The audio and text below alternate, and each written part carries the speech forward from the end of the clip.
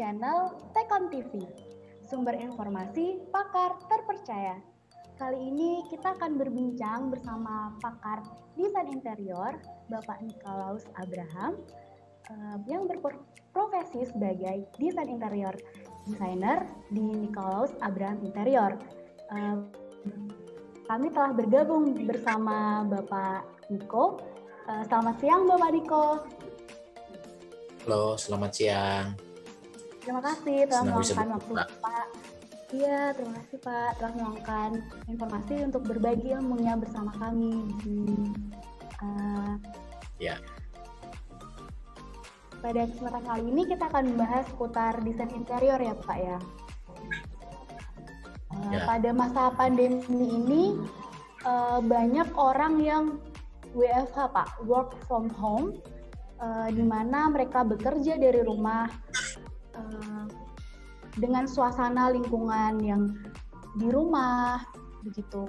Pastinya ada sedikit kesuntukan atau kebosanan dengan suasana yang di rumah itu. Momen pandemi ini banyak orang lebih cenderung di rumah. Untuk itu juga mulai memperhatikan bahwa yang selama ini orang mungkin menghabiskan waktu banyak di luar, di kantor.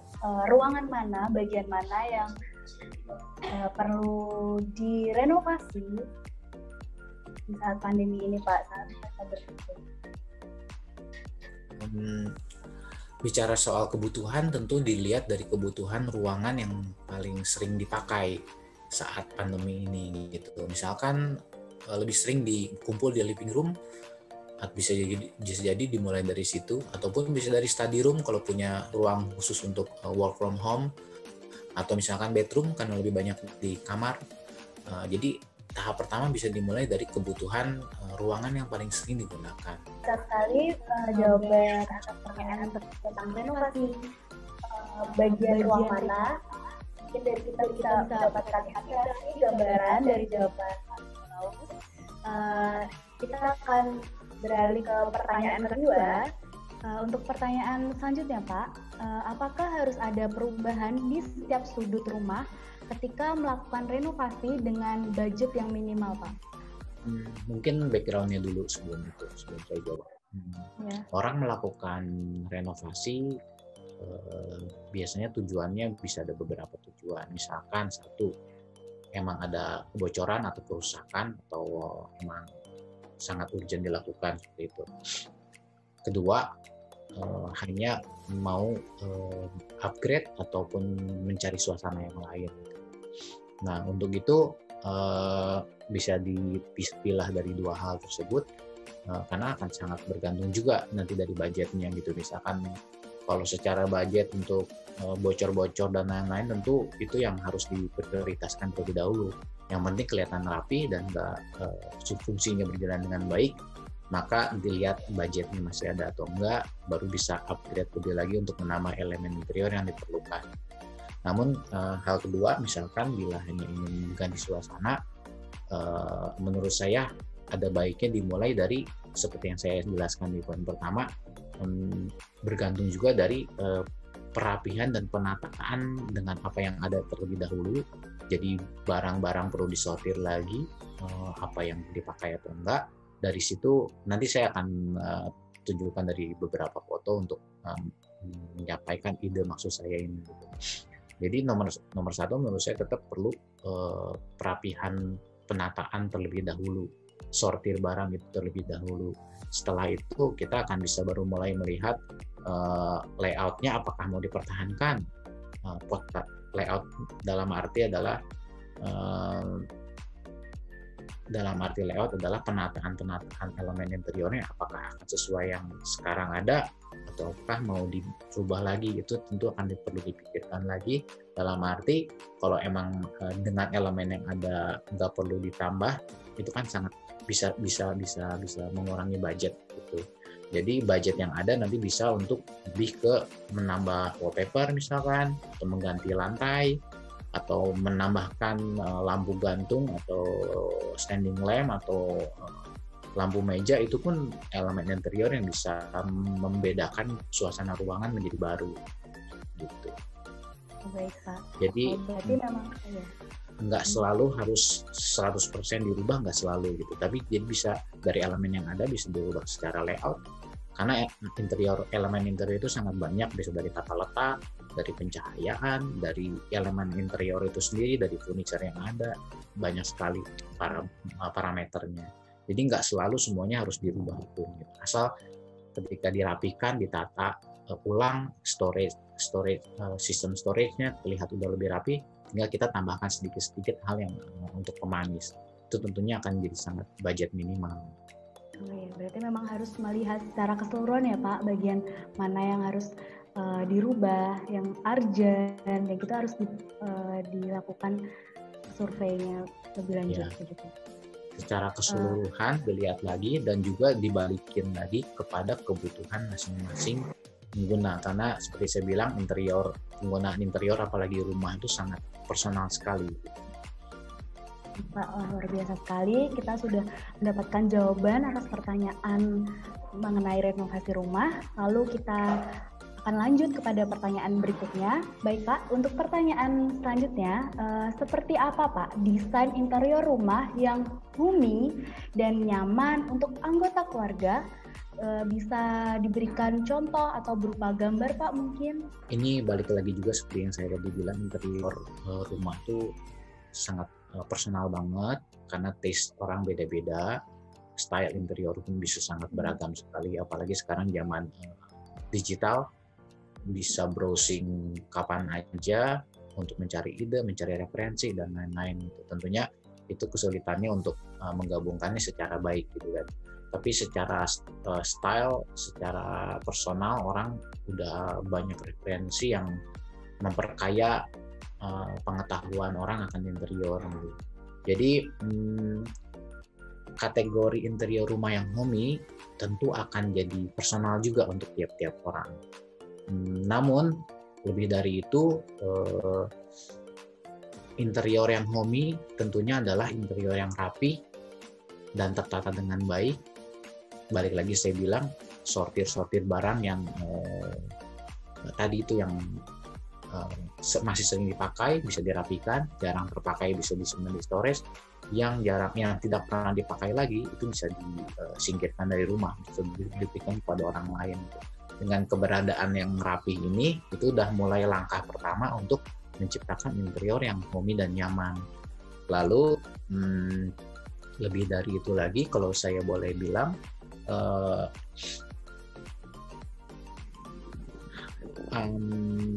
bisa juga di interior yang homey ini memperhatikan keberadaan elemen-elemen interior yang diperlukan. Misalkan kalau mau upgrade fungsi ruang, living room yang ada saat ini dirasa sofanya terlalu kecil, anggota keluarganya lebih banyak, tentu berarti harus menambah elemen interior sofa tambahan gitu kan, bisa. Nah, bentuknya bisa macam-macam, bisa sofa individual atau beanbag atau segala macam. Ataupun perlu kabinet lebih karena punya buku dan barang-barangnya cukup banyak yang masih perlu dipakai, yang perlu ditata. Untuk itu berarti harus menambah elemen interior, TV, aku atau yang lain gitu. Dan maksud saya adalah keberadaan elemen-elemen interior yang diperlukan ini membantu juga penataan yang baik yang akan lagi berpengaruh untuk menciptakan interior yang homey dan nyaman itu sendiri. Dan juga kalau saya boleh kasih tips untuk bisa identifikasi style kalian masing-masing untuk menciptakan interior yang kalian idam-idamkan, yang menurut kalian personal kalian seperti apa. Bisa dimulai cari-cari browsing seperti saya bilang tadi, bisa digital sekarang banyak sekali, bisa dari Pinterest, bisa dari Google, bisa dari segala macam untuk cari referensi desain yang elemen-elemen interior yang kalian suka. Bisa dimulai dari situ, bisa dimulai dari collect dari situ gitu.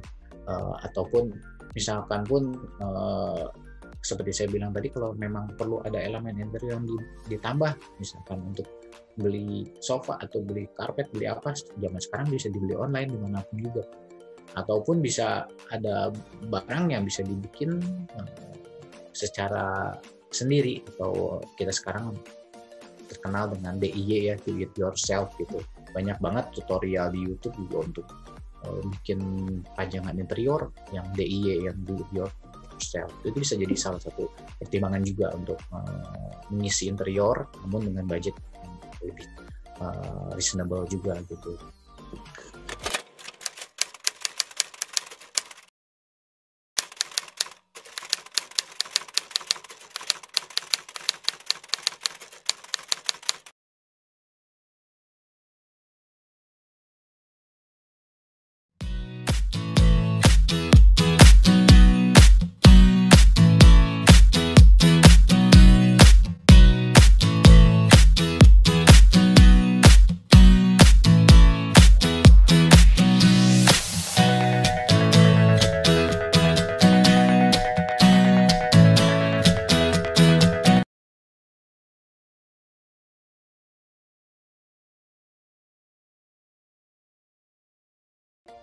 Balik lagi ke tadi tipsnya itu, untuk itu walaupun style interior masing-masing yang kalian anggap homey beda-beda, namun tips saya adalah untuk masa sekarang ini pilihlah warna-warna yang netral, palette color yang kita bilang adalah earth color atau vas bunganya. Jadi elemen-elemen yang kecil, elemen-elemen pelengkap itu yang dibikin lebih berwarna homey, namun juga untuk long lasting. Lalu tips nomor 2 untuk menciptakan interior yang homey dan nyaman, bisa juga dipertimbangkan untuk menata ulang pencahayaan di dalam ruangan tersebut dengan warna-warna lampu yang warm light, lebih ke warm light. Karena dengan warm light tersebut suasana interiornya akan jauh lebih nyaman dan lebih warm gitu. Emang ada pertimbangan orang-orang kebanyakan kenapa nggak mau pakai lampu warm light, karena dirasa katanya menjadi lebih gelap. Emang secara efek, secara psikologis dengan lumens dengan watt yang sama, putih dan kuning akan dirasa sedikit lebih gelap gitu. Namun dengan jumlah lumens atau watt yang pas, yang sesuai, nggak over bright namun cukup terang, itu jauh akan membuat suasana ruangan yang lebih nyaman, yang lebih warm, dan itu akan jadi cozy dan homey untuk rumah. Kalau pencahayaan yang perlu diperhatikan, mungkin kalau emang ada effort untuk menambah titik lampu di plafon, cuman mungkin harus pelobongin plafon, narik kabel dan lain-lain, itu bisa dipertimbangkan. Tapi kalau misalkan sulit, bisa diganti bolamnya aja dengan warm light. Kalau masih kurang terang, bisa ditambah lampu-lampu seperti standing lamp, bisa wall lamp atau bisa table lamp dengan warna-warna warm light juga tentunya. Itu akan menambah suasana terang di dalam ruangan, namun nggak over bright. Itu yang bisa saya sampaikan secara tipsnya.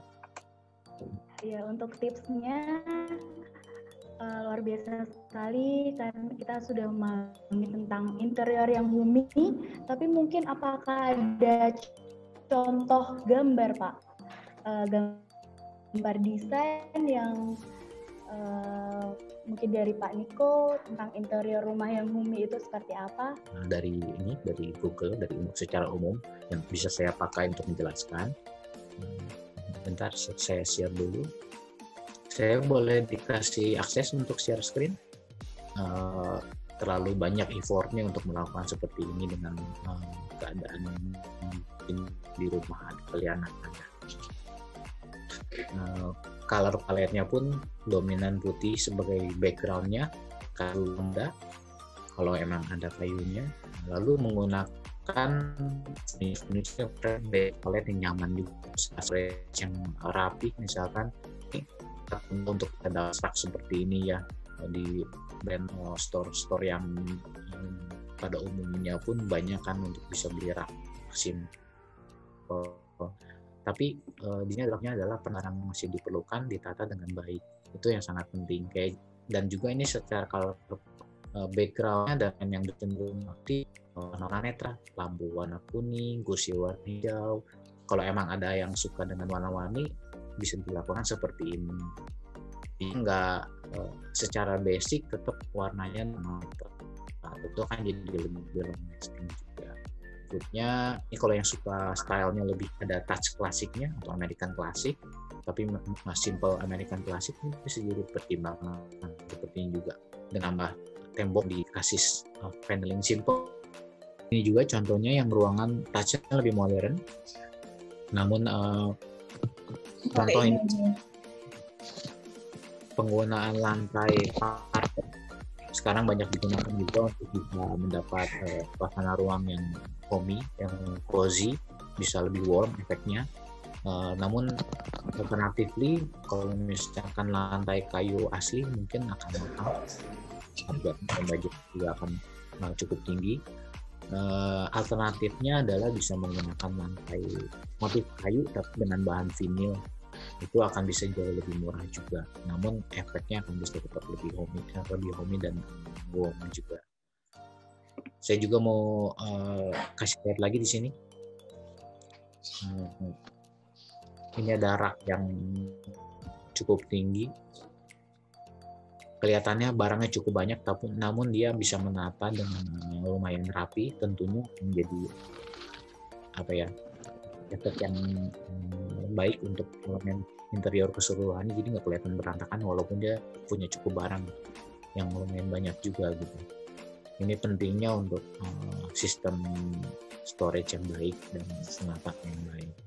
Ini cenderung agak klasik juga, banyak disukai juga orang-orang yang sekarang. Yang pun ini juga bisa jadi elemen interior untuk penambah ganti suasana. Misalkan gorden yang selama ini lebih konvensional yang rel kiri kanan bisa diganti dengan model seperti ini dengan motif-motif yang kain yang bisa dipilih juga. Ini akan menciptakan elemen interior yang berbeda juga, yang fresh juga dengan paduan bantalan seperti ini. Ini akan menjadi suasana yang homey juga.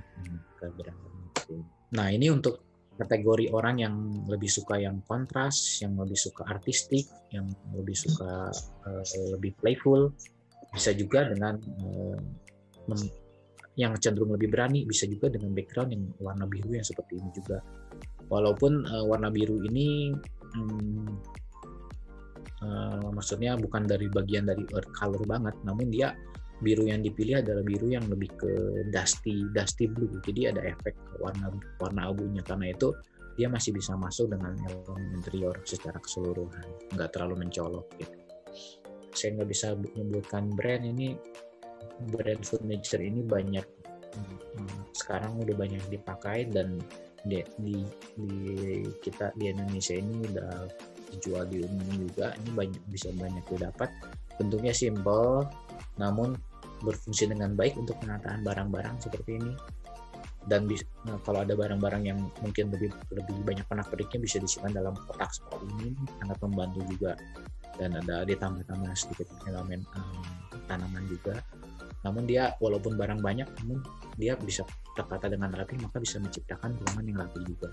Foto-foto ini juga bisa membantu untuk elemen interior lebih homey kalau untuk di rumah. Berikutnya ini lebih ke dapur, kitchen set. Kitchen setnya juga simple sebenarnya, nggak terlalu banyak kabinet sampai atas, namun dia pilih banget barang-barang yang dia pakai sehari-hari. Walaupun kelihatannya banyak barang, tapi dia kumpulin, grouping dengan baik, dan dia tata dengan baik. Jadi nggak semua barang yang dia nggak pakai pun semua disimpan, itu akan jadi jelek sekali. Ini kelihatan barang-barang yang sehari-hari dia pakai, dia tata dengan baik. Itu pentingnya untuk organizing.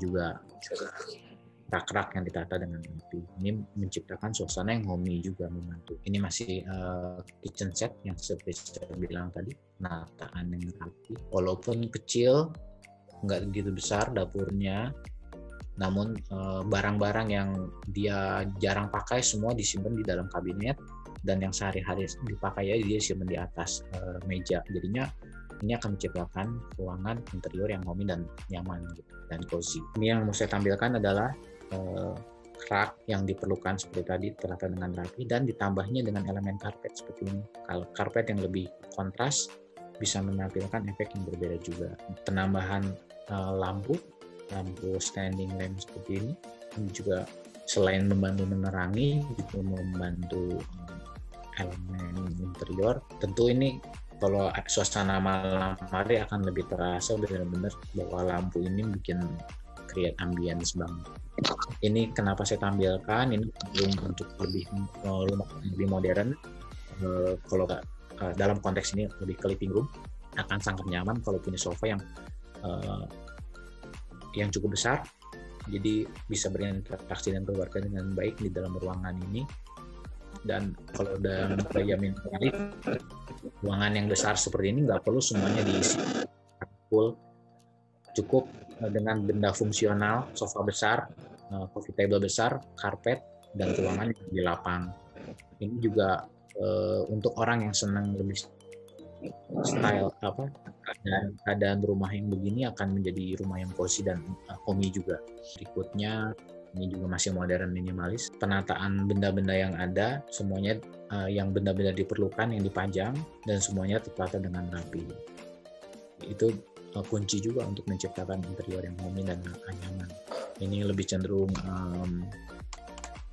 banyak elemen furniture-nya dalam hal ini. Ada dua armchair, ada satu sofa panjang, tambahan satu armchair, ada dua pop dengan satu coffee table. Tambah lukisan pun, kalau ada yang cenderung lebih suka lukisan atau fotografi atau apa, bisa dipajang juga untuk ngisi tembok. Sisanya dibikin lebih clean aja. Ini juga bisa jadi interior yang homey. Ditambah dengan table lamp seperti yang saya bilang. Ini kalau kita bisa dapat suasana malamnya secara visualnya pasti juga akan dramatis juga efeknya, dengan lampu di sini nyala, lampu di sini nyala, dengan elemen interior yang ada ini pasti akan sangat nyaman. Mungkin seperti itu yang bisa saya sharingkan.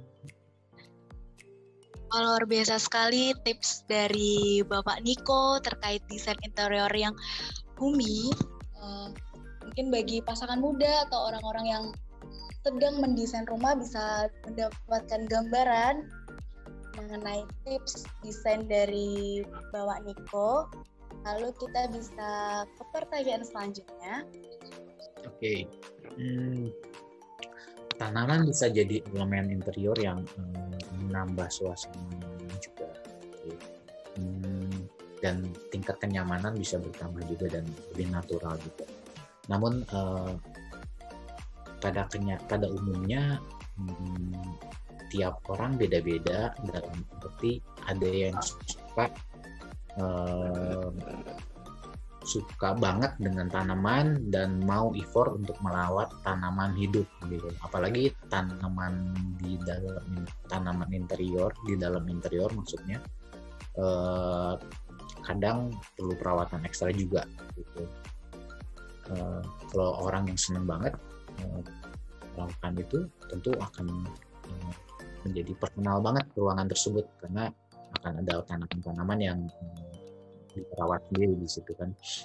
Namun jika yang cenderung lebih hidup minimalis dan nggak terlalu suka merawat tanaman, elemen tanaman tetap bisa dimasukin, namun bisa diakalin minimalis saja, satu atau dua kecil.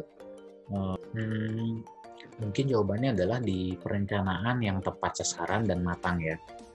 Kalau misalkan hanya beli barang tanpa terlebih dahulu punya perencanaan, terlebih dahulu menata perencanaan layout ataupun juga menghitung jarak space kosong yang ada dan lain-lain, tentunya akan bisa mudah terjadi kesalahan-kesalahan yang tidak tepat sasaran, seperti contoh salah membeli barang yang ukurannya terlalu besar atau ternyata terlalu kecil juga bisa berakibat salah gitu, ataupun membeli barang yang stylenya secara keseluruhan nggak masuk ataupun warnanya nggak sesuai, itu pun bisa akhirnya malah menjadi buang-buang budget gitu kan. Karena itu menurut saya tetap perencanaan nomor satu tetap harus dilaksanakan. Dari perencanaannya lah bisa tahu kira-kira mau effort seberapa banyak dalam merenov interior yang ada gitu. Karena seperti yang saya jelaskan di awal, bisa sangat beragam banget elemen yang mau ditambah ataupun hal yang diperbaikin ataupun hal yang perlu dipikirkan gitu. Jadi perencanaan dari awal ini akan sangat menentukan, akhirnya nanti bisa lebih dapat breakdown-nya, kira-kira perlu elemen interior apa aja yang perlu dibeli, ukurannya berapa, warnanya apa, dan itu semua kan bisa mulai setelah tahu semua elemen itu, barulah bisa mulai angkut barang. Nah, dari situlah budget bisa dikalkulasi dengan baik dari awal gitu. Karena itu, namun bila banyak di antara kalian yang udah punya gambaran pengen seperti ini, namun sulit untuk merealisasikannya atau memvisualisasikannya, mungkin bisa memakai jasa interior design untuk membantu mengatur, memberi saran, ataupun bisa juga membantu membikinkan 3D untuk memvisualisasikan, sehingga kalian bisa punya bayangan kurang lebih interior saya menjadi seperti apa. Itu sangat membantu juga. Jadinya dari itu bisa tahu juga ya apa aja yang perlu diperbaikin sih kira-kira, atau kira-kira apa aja yang dipertahankan, atau misalkan mau dicat aja. Itu sangat banyak alternatif. Untuk itu budget yang di awal dipunya akan bisa sangat tepat sasaran seperti itu.